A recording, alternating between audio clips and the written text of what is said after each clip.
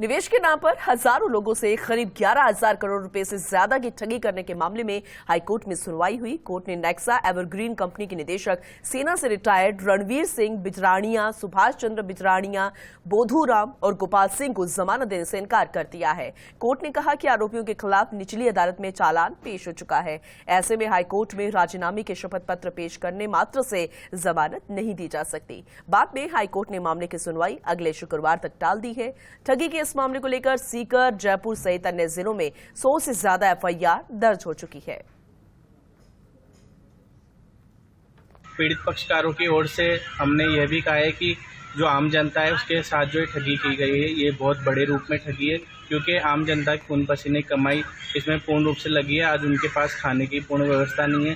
साथ ही जो एफिडेविट है उनकी जांच भी की जाए, और जो कि इससे एफआईआर से कनेक्टिंग मैटर हैं, जैसे कि जो 6 जुलाई को भी लगे हुए हैं वन्य मैटर हैं।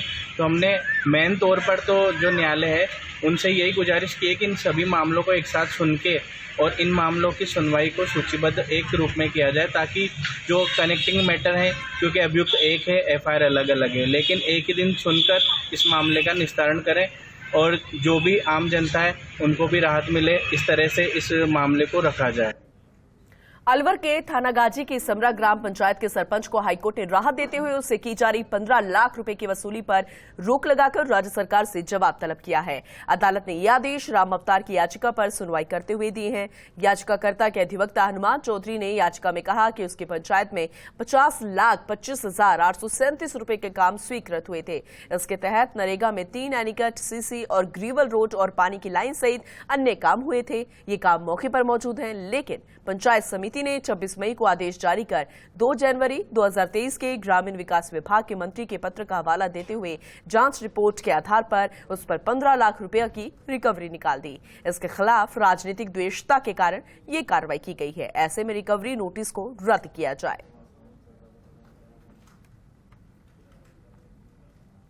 सेवानिवृत्त कर्मचारियों को ओल्ड पेंशन योजना में शामिल होने के लिए निकाली गई ग्रेच्युटी की राशि 12% ब्याज सहित जमा कराने के प्रावधान पर हाईकोर्ट में सुनवाई हुई। मामले में कोर्ट ने राज्य सरकार और जयपुर डिस्कॉम से जवाब मांगा है। अवकाशकालीन जस्टिस आशुतोष कुमार की एकल पीठ ने सेवानिवृत्त अधिकारी कुलदीप शर्मा की याचिका पर ये आदेश दिए।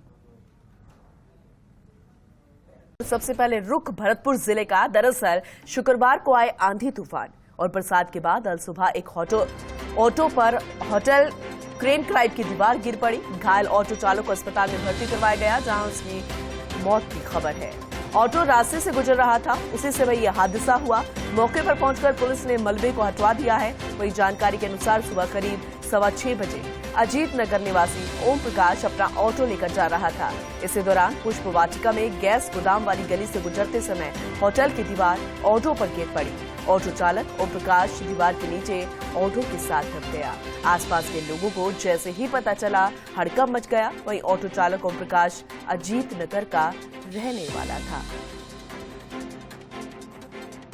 जिस तरीके से साइक्लोनिक एक्टिव हो रहा है, मौसम में बदलाव आ रहा है, लगातार इसी तरह की खबरें सामने आ रही है, यानी कि मौसम में ठंडक जरूर घुल रही है। जिस तरीके से गर्मी पड़ रही है, तापमान में गिरावट आ रही है, लेकिन दूसरी तरफ इसके साइड इफेक्ट्स नजर आ रहे हैं। इससे होने वाले नुकसान की खबरें सामने आ रही है। यही नहीं, अब जनहानि की खबरें भी सामने आने लगी है। भीलवाड़ा के देवतलाई में हुआ बड़ा हादसा। बड़ी खबर आप तक पहुंचा रहे हैं। मकान की पट्टियां गिरने से गर्भवती महिला की मौत हो गई। पति घायल हो गया है। मकान की रिपेयरिंग का काम चल रहा था और देर रात कमरे में दंपति सो रहे थे, लेकिन अचानक पट्टियां गिर गई। कोटड़ी क्षेत्र के देवतलाई गांव की घटना है। गांव में इस दौरान कोहराम मच गया है। गंभीर घायल पति का जिला अस्पताल में इलाज चल रहा है। देवतलाई में ये बड़ा हादसा हुआ। तस्वीरें सामने आ चुकी है।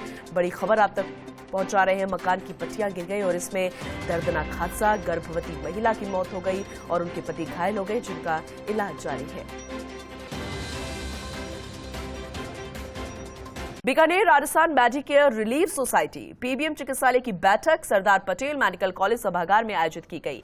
इस बैठक में संभागीय आयुक्त डॉक्टर नीरज के पवन ने कहा कि पीबीएम अस्पताल में चिकित्सकीय और मरीजों की सुविधाओं को बढ़ाने के लिए अस्पताल प्रशासन टीम वर्क से काम करे। अस्पताल प्रशासन के साथ जिला प्रशासन का पूरा सहयोग रहेगा। वहीं कलेक्टर भगवती प्रसाद कलाल ने कहा कि अस्पताल में मरीजों को और गुणवत्तापरक इलाज मिले, इसके प्रयास किए जाएंगे। अस्पताल अधीक्षक डॉक्टर पी के सैनी ने आरएमआरएस के समक्ष विस्तार से बैठक का एजेंडा रखा। इस दौरान अस्पताल में लाइफ सेविंग मेडिकल स्टोर का संचालन नियमित रखने, आय सृजन के लिए नई दुकानों के निर्माण हेतु स्थान चिन्हीकरण का अनुमोदन किया गया। बैठक में मेडिकल कॉलेज के अतिरिक्त प्राचार्य डॉक्टर सुरेंद्र वर्मा सहित सोसाइटी के सदस्य और अन्य अधिकारी उपस्थित रहे। आज आरएमआरएस की जो रेगुलर बैठक है उसको आहूत किया गया था, जिसमें कलेक्टर साहब, प्रिंसिपल साहब, सब लोगों ने भाग लिया। हॉस्पिटल की सेवाओं को और अच्छे से कैसे दिया जाए और राज्य सरकार की मंशा के अनुरूप चिरंजीवी योजना का, निरोगी राजस्थान का लाभ आम जनता तक और अच्छे से कैसे मिले, उसके लिए काफ़ी सारे निर्णय लिए गए हैं। आरएमआरएस की इनकम को बढ़ाने के लिए भी कुछ प्रयास किए जा रहे हैं। पूरे कोशिश इसी बात की है कि जो सरकार की मंशा के अनुरूप आम जनता को, जो भी रोगी यहाँ पर आते हैं, वो पूरा लाभ लेकर के जाएँ और निःशुल्क लेकर के जाएँ।